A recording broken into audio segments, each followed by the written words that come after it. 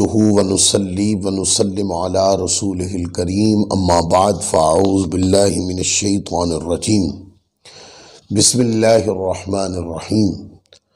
अल्लाह रब्बुल इज़्ज़त का शुक्र है जिसकी तौफ़ीक ने हमें आज अपने दर्स अल अदबुल मुफ़रद के साथ एक बार फिर हाज़िर होने की तौफ़ीक अता की है। आज का जो दर्स है ये बाब नंबर 124 से शुरू हो रहा है और हदीस नंबर 243 है और बाब का उन्वान इमाम बुखारी रहमतुल्लाह अलैह ने ये बांधा है, बाबुल अफ़्वी व सफ़ही अनिन नासी, लोगों से अफ़्व दरगुज़र करने का बयान। हज़रत अनस इब्न मालिक रज़ियल्लाहु ताला अन्हु से रिवायत है, एक यहूदी औरत नबी करीम सल्लल्लाहु अलैहि वसल्लम की बारगाह में एक जहर आलूद बकरी यानी पका कर लाई। आप ने इससे खाया तो उस औरत को लाया गया और आपसे अर्ज़ किया गया कि हम इस यहूदन यानी कि यहूदी औरत को कत्ल न कर दें जिसने ये हरकत की है। आप सल्लल्लाहु अलैहि वसल्लम ने फरमाया, नहीं। हज़रत अनस इब्न मालिक रज़ियल्लाहु ताला अन्हु ने कहा कि मैं उस जहर का असर रसूलुल्लाह सल्लल्लाहु अलैहि वसल्लम के हलक के कव्वे में हमेशा महसूस करता रहा। अब ये हदीस पाक सही बुखारी शरीफ के अंदर भी मौजूद है। चूँकि इस हदीस पाक के अंदर नबी करीम सल्लल्लाहु अलैहि वसल्लम के मोजज़े का जिक्र है, आका अलैहिस्सलाम की कुव्वत व आज़मत व शान का जिक्र है। ये सही बुखारी हदीस नंबर 2617 पढ़ेंगे तो उसमें ये हदीस है। मुस्लिम शरीफ में 2190 पढ़ लें। सुनन अबी दाऊद में 4508 हदीस नंबर पढ़े हैं और इसके अलावा दीगर मुस्नद अहमद बिन हम्बल में भी है, मौजमुल औसत तबरानी में भी है और इमाम नसाई ने इमाम बेहकी ने सुनन अल कुबरा में भी इसको लिखा। अब गौर करें कि वो बकरी का जो गोश्त था उसको जहर लगाया गया था। आका अलैहिस्सलाम की बारगाह में वो पेश किया गया, हुज़ूर अलैहिस्सलाम ने खाया। अब इसके अगर इन तमाम तर वो वाक़यात को जोड़ा जाए तो इस तरह के अल्फाज भी बाज़ हदीस के अंदर मौजूद है कि उस औरत ने जब उसको पकड़ के लाया गया तो उस औरत ने ये कहा कि मैं इसलिए ये काम मैंने किया है कि अगर आप अल्लाह के नबी होंगे तो आपको कुछ नहीं होगा, और अगर आप अल्लाह के सच्चे नबी नहीं होंगे तो इस जहर से फिर आपसे हमें छुटकारा मिल जाएगा। ये उस यहूदी औरत ने ये बातें की।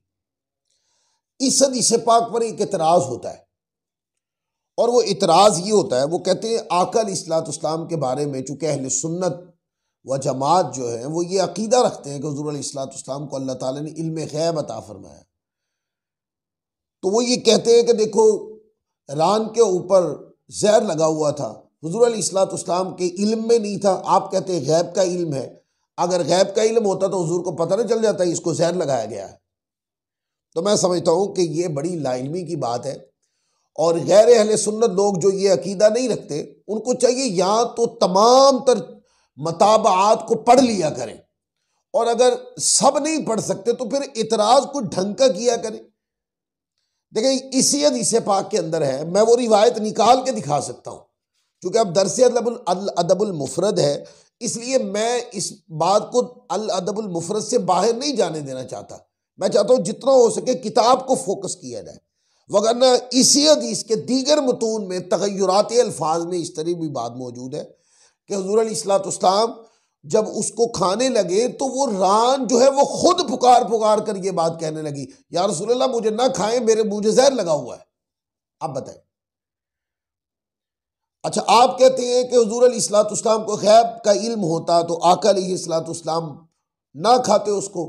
मैं कहता हूं इसके ऊपर कि हुज़ूर अलैहिस्सलाम ने इसलिए खाया ताकि उस यहूदी औरत के ऊपर यह बात साबित हो जाए कि आप अल्लाह के सच्चे नबी। अब बोले तो ये जो बातें हैं कि इल्म गैब नहीं था, सवाल ये है कि इसमें इल्म गैब की नफी नहीं है। ये नफी घुसेड़ी गई है इसके अंदर। लिहाजा इस तरह की हदीस पढ़कर हमारे पास सीधे साधे सुन्नी लोग परेशान हो जाते हैं, तो परेशान न हुआ करें, बल्कि इसके अंदर हुजूर की अजमत शान का जिक्र है।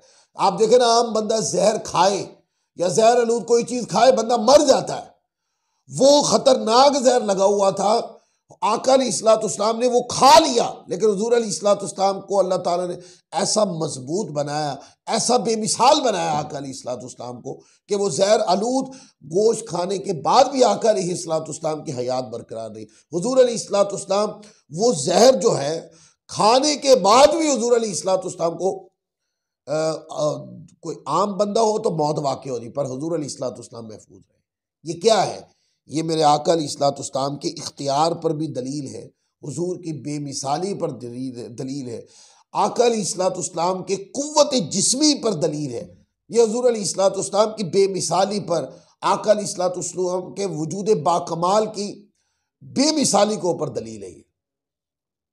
फिर आगे हदीस है, हजरत वहाब बिन कैसान रदियल्लाहु ताला अन्हु से रिवायत फरमाते हैं कि मैंने हजरत अब्दुल्ला बिन जुबैर रदियल्लाहु ताला अन्हु को मिंबर पर फरमाते हुए सुना, माफ़ी देने को लाजिम पकड़ो, नेकी का हुक्म करो, जाहिलों से किनारा कशी करो। फरमाया कि अल्लाह की कसम, उस अल्लाह के फरमान में लोगों के साथ अखलाक से पेश आने का ही हुक्म है, और अल्लाह की कसम मैं जब तक इन लोगों के साथ रहूंगा इनसे अखलाक से पेश आता रहूंगा। अब बताएं कितनी प्यारी बात की अब्दुल्ला बिन जुबैर रदियल्लाहु अन्हु फरमाया कि मुआफ़ी देने को लाजिम पकड़ो। अगर कोई गलती कर बैठा है, अब उसको अपने सामने शर्मिंदा मत करें, बार बार वो उसकी गलती याद करवा कर उसको जलील भी मत करें। जब एक बंदा आपके सामने माफी मांगने के लिए आ गया है, तो आपको पता है कि माफी मांगना कितना मुश्किल काम है, तो अब आप उसकी गलती पर नजर मत करें, उसके गिड़गिड़ाने वाले पन की तरफ आए कि देखें वो अपनी गलती को मानकर उसकी माफी मांगने आ गया। तो क्या है, मोमिन की शान है कि माफ कर देता है।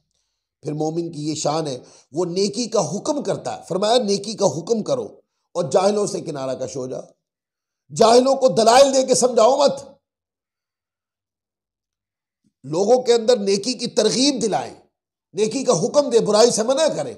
लेकिन कुछ जाहिल ऐसे होते हैं कि जिनकी जहालत लोगों की इल्मियत को खराब करती है। मैं उस तरह के जाहिलों की बात कर रहा हूं, हदीस में भी उसी तरह के फरमाया कि वो लोग जो बेबुनियाद सवाल खड़े करते हैं, अकल के घोड़े धड़ाने लग जाते हैं, एक जायज मुनासिब और बेतरतीब की हुई बात को बिगाड़ कर उसके अंदर से सवालात और जवाबात निकालते हैं, ताकि वो जो सही बात की तरगीब है वो मसक हो जाए और जहालत की बात जो है उनका जो है ना बोलबाला हो जाए। जो लोग इस तरह करते हैं, फरमाया ऐसे जाहिलों से मुंह फेर लो, जाहिलों से मुंह फेरो, नेकी की बात कहो और मुआफ़ी करना, माफ़ करना सीख लो।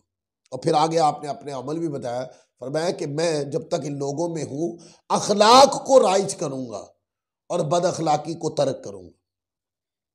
अब इससे ये पता चला, माफ कर देना, नेकी की तरगीब दिलाना, जहालत से किनारा कशी करना।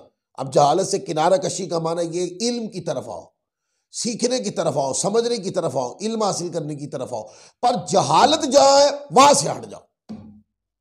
जहालत का एक माना यह भी होता है कि कोई बात आपको सिखाई गई, ज़हन ही नहीं है, सीखना ही नहीं है, बैठना ही नहीं है, किसी साहिब इल्म के पास बैठकर किसी चीज़ को सीखना समझना ही नहीं है, यह भी जहालत की दलील। तो फरमाया इस तंग नजरी से भी बाहर आ जाओ।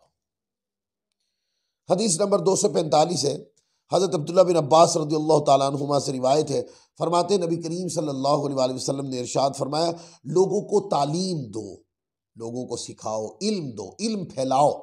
फरमाया लोगों को तालीम दो, आसानियाँ पैदा करो, तंगियाँ पैदा ना करो, और जब तुम में से किसी को गुस्सा आए तो चुप हो जाओ। नंबर एक, तालीम दो, यानी इल्म फैलाओ, जितना तुम्हारे पास है, जितना तुम सही मानों पर सीख चुके हो, जो सही सीख चुके हो उसको सही अंदाज में आगे पहुंचा दो। जो बड़ा साहिब इल्म है वो ज्यादा पहुंचाए, जो छोटा साहिब इल्म है वो जितना सीख चुका वो पहुंचाए, और जो अभी नहीं सीखा वो सीखने की कोशिश करे। और साथ फरमाया कि आसानियाँ पैदा करो। अब इसमें आसानियां पैदा करने का माना यह कि हर तरह से आसानी पैदा करो, हर तरह आसानी पैदा करो। रास्ते में राह गुजर के अंदर तकालीफ है तो हटाकर आसानियां पैदा करो। कोई मुश्किल में फंस गया, उसको मुश्किल से निकाल दो, आसानियां पैदा करो। और किसी को कोई हुनर नहीं आता, उसको सिखा के आसानियां पैदा करो। यानी ये मुतलकन मुआशरत के अंदर या ज़रूरियात ज़िंदगी में जहां भी किसी को तकलीफ में देखो, आसानियां पैदा करो। लेकिन इसका एक ख़ास माना भी है, वो ये क्योंकि इसके साथ एक लफ्ज़ आ गया है, और वो लफ्ज़ क्या है? अल्लिमू, के इल्म तालीम दो। आगे है लफ्ज़ वला तुअस्सिरू, वला वयस्सिरू, और आसानियां पैदा करो। अल्लिमू इल्म दो, वयस्सिरू और आसानियां पैदा करो। यानी कि इल्म को इस अंदाज में बयान करो कि सामने वाले को सीखने में आसानी महसूस हो। इसका एक माना ये भी। आप देखते हैं बाज लोग गुफ्तगू करते हैं और गुफ्तगू में जानबूझकर ऐसे मुश्किल मुश्किल जुमले उर्दू बलागत के या अरबी में कोई बात करते हो तो अरबी बलागत के जुमले बोलते हैं, या जानबूझ के एक सादा लैंग्वेज जो सतही लैंग्वेज होती है वो उसको बोलते बोलते इंग्लिश वर्ड यूज करने लग जाते हैं और मुश्किल मुश्किल करके गुफ्तगू करते ताकि दूसरे लोगों के ऊपर ये यानी धात बैठ जाए कि बड़ा पढ़ा लिखा आदमी। ये कोई अक्लमंदी का काम थोड़ी है। अक्लमंदी का काम ये है कि इल्म की बात इतने सादा अंदाज में करें कि सामने वाले को मुश्किल इल्म की बात जो है इतने सादा पैराई में बयान कर दी जाए कि सामने वाला के लिए सीखना आसान हो जाए। तो जितना दोस्तों इल्म सीखना सिखाने का अंदाज, इल्म सिखाने का अंदाज साल होगा, लोग उतने ही ज्यादा साहिब इल्म बनेंगे। अगर किसी छोटे मुंह से कोई बड़ी इल्म की बात सुन ली है और वो दुरुस्त कही है उसने, तो क्या करें? उसकी हौसला अफजाई कर दें, उसको ये कहकर डांटे मत तुम बड़े आ गए जो बड़ी बड़ी बातें कर रहे हो ना, इस तरह ना करें। ये क्या है? ये इल्म को तंग गली में दाखिल कर देना, ऐसा ना करें। बल्कि क्या करें? छोटे मुंह से छोटी हैसियत से बड़ी बात निकल गई है पर वो इल्मी हैसियत से दुरुस्त है, तो उसकी हौसला अफजाई करें और जज्बात पैदा करें कि मजीद इल्म सीखें। उलमा जो कुतुब लिखते हैं उनसे भी और इसके अलावा भी मुश्किल मुश्किल अबहास को कोशिश करें जितना आसान हो सकता है, यानी जितनी उस इल्म की फनी बात के अंदर या इसके अलावा तरकीबी बात में या तदरीसी बात में जितना हो सके आसानी पैदा करें। जितनी आसानी पैदा करेंगे दूसरे के लिए सीखना उतना ही आसान हो जाएगा। मुश्किलों को दूर करें। इसमें तुलबाए किराम भी आ जाते हैं, मतलब वो बच्चे जो इल्म से वाबस्ता है, दर्स निज़ामी के उलूम पढ़ते हैं। तो बाद असातिज़ा किराम जब गुफ्तगू फरमाते हैं तो उनके समझाने का जो अंदाज़ होता है वो मुश्किल होता है, जिससे बच्चों को पढ़ने में मुश्किल पेश आती है। तो क्या करें? मुश्किल चीज़ है, मुश्किल किताब आप पढ़ा रहे हैं, लेकिन आप उसके अंदर इतने सादा और आसान अल्फाज ले आए और उसको ऐसे आसान जावियात से बच्चों के सामने रख दें कि बच्चे कहें कि ये तो पढ़ना मुश्किल ही नहीं है। कई बच्चे ऐसे भी हैं इस तरह कुतुब बीनी से दूर जाते चले जा रहे हैं और कदावर उलमा के पास ना बैठने की एक वजह यह भी है, लोग कहते हैं यार वो मुश्किल मुश्किल अल्फाज इस्तेमाल करते हैं, हमें समझ ही नहीं आती। तो आलिम इसको नहीं कहते। मैं यानी बड़े उलमा की सोहबत में बैठकर ये उलमाए रब्बानीयीन जैसे उलमा जो होते, इस सिफ्त के उलमा जो होते, मैंने उनसे भी यही सुना है कि बड़ा आलिम वो नहीं होता जो मुश्किल मुश्किल जुमले बोले। बड़ा आलिम वो होता है कि जो मुश्किल बात को भी आसानी से लोगों को समझा दे, ज़रूरियात दीन पे बहुत गहरी नज़र रखता हो, यानी मसाइल के ऊपर नज़र उसकी गहरी हो, लेकिन जब वो सिखाने पे आए तो सादा अल्फाज में बहुत बड़ी बात समझा जाए।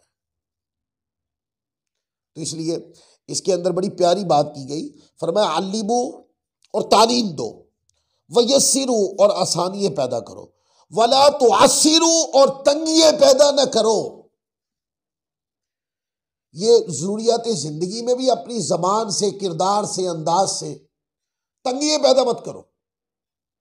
मुआशरत के मामलात में भी, इल्म सीखने सिखाने में भी तंगियाँ पैदा ना करो।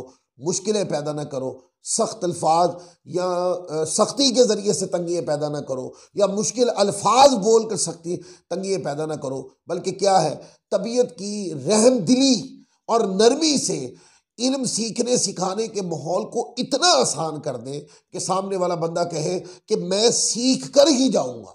सामने वाला बंदा ये कहे कि मेरे लिए इल्म सीखना इतना आसान है क्योंकि मेरे उस्ताद ने इल्म सीखना इतना आसान बना दिया।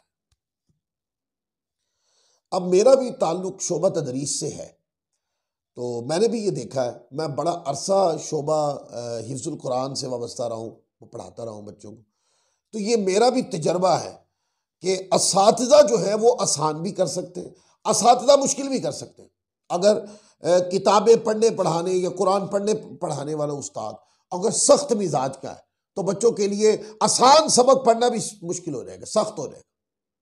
और अगर उस्ताद का मिजाज रहम दिली वाला है, नरमी वाला है, शफकत वाला, मोहब्बत वाला है और नसीहत वाला है, तरगीब वाला है, शफकत वाला है, तो फिर क्या होता है, फिर बच्चे मुश्किल सबक भी आसानी से याद कर लेते हैं। आगे हदीस नंबर है ये बाब नंबर जो अभी हमने, ये हदीस नंबर है, हदीस नंबर 245 और आगे है इमाम बुखारी रहमतुल्लाह अलैह, अगला बाब है। कहते हैं कि लोगों से हंसी खुशी मिलने का बयान। बाबुल इंबिसाती इलन्नास, लोगों के साथ हंसी खुशी मिलने का बाब। अता बिन यसार रज़ी अल्लाह ताला अन्हु रिवायत के फरमाते हैं कि कहते हैं कि मैं हज़रत अब्दुल्लाह बिन अमर बिन आस रज़ी अल्लाह ताला अन्हुमा से मिला तो मैंने उनसे कहा कि मुझे रसूलुल्लाह सल्लल्लाहु अलैहि वसल्लम की तौरात में मौजूद सिफ्त के बारे में बताएं। कहते हैं कि उन्होंने कहा कि अच्छा, अल्लाह की कसम आप उन्हीं बाज़ सिफ़ात के साथ मुत्तसिफ़ हैं जो कि कुरान मजीद में मौजूद है। मसलन कुरान मजीद के अंदर अल्लाह ताला ने फरमाया, या अय्युहन नबिय्यु इन्ना अरसलनाका शाहिदन व मुबश्शिरन व नज़ीरा, ए नबी बेशक हमने आपको गवाह खुशखबरी सुनाने वाला, अल्लाह ताला के इनामात मोमिनों को और डर डराने वाला लोगों को अल्लाह के अजाब से बनाकर भेजा है। अब ये देखें कितनी प्यारी, कहा ये जो शाने हैं आका की कि आपको शाहिद बना के भेजा, कि आप गवाह हैं, उम्मत के आमाल पर आप गवाह हैं, रूहानी तौर पर आप हाजिर और नाजिर हैं। साथ फरमाया आप वमुबश्शिरन, और आप खुशखबरी सुनाने वाले। खुशखबरी एक ऐसी चीज़ होती है जिससे मुस्कुराहटें पैदा होती, जिससे मुआशरे के अंदर खुशहाली आती है, प्यार बढ़ता है, मोहब्बत बढ़ती। फरमाया वमुबश्शिरम वमुबश्शिरा, कहा ए प्यारे आप खुशखबरी देने वाले रसूल हैं। क्यों कि जो लोग माशरती तौर पर इंसानियत को उसकी हैसियत से गिराया जा रहा था, कुछ लोगों की ज़िंदगी खुशहाल होती थी और जिसको ग़ुलाम बनाते, ग़ुलाम दर ग़ुलाम बना लेते, औरत को जिंदा दरगोर कर देते, ऐसे पुरखटन किस्म के मुआशरे में प्यारे आप आए और आपकी तरबियत ने लोगों के क़ुलूब व अज़हान को बदला और आपने इतनी खुशखबरियाँ सुनाई कि एक ग़ुलाम भी आका की तरह खड़े होकर इज्जत के साथ ज़िंदगी जीने वाला बन गया। व मुबश्शिरा, आप खुशखबरी सुनाने वाले, व नज़ीरा, आप अल्लाह के डर सुनाने वाले हैं।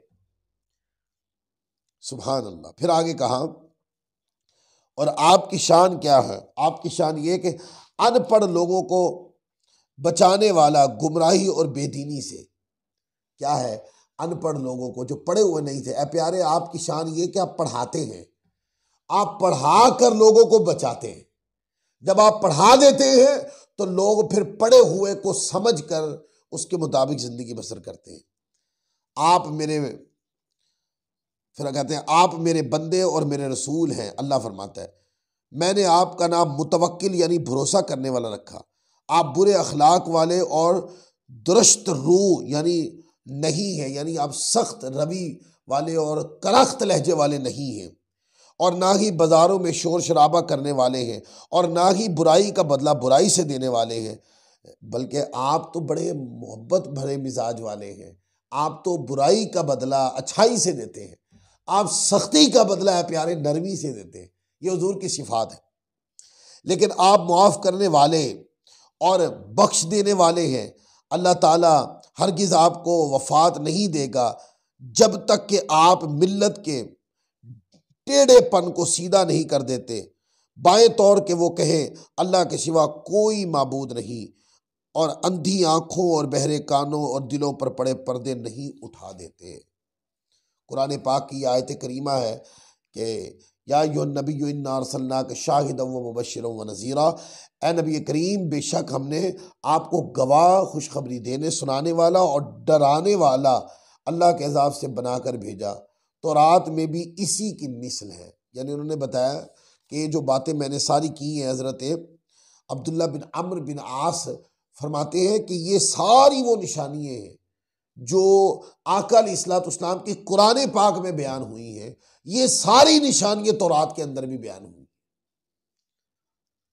कि वो शाहिद हैं, मुबश्शिर हैं, नज़ीर हैं, वो अल्लाह का डर सुनाने वाले हैं, वो अनपढ़ों को पढ़ाने वाले हैं, वो सख्त रवि से पेश आने वालों को मोहब्बत देते हैं, और वो जो लोग तकलीफ़ देते हैं उनको भी मोहब्बत देते हैं, और जो लोग ए प्यारे आपके ऊपर सख्ती करते हैं आप उन पर नरमी करते हैं, जो आपको मोहब्बत नहीं देते आप उनको भी मोहब्बत देते हैं।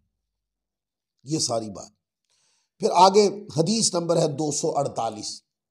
अब्दुर्रहमान बिन जुबैर बिन नुफैर रज़ियल्लाहु ताला अन्हु से रिवायत है, उनसे उनके वालिद ने बयान किया कि उन्होंने हज़रत मुआविया रज़ियल्लाहु ताला अन्हु को कहते सुना कि मैंने हुज़ूर नबी करीम सल्लल्लाहु अलैहि वसल्लम से वो कलाम सुना जिसके ज़रिए अल्लाह ताला ने मुझे नफ़ा अता फरमाया।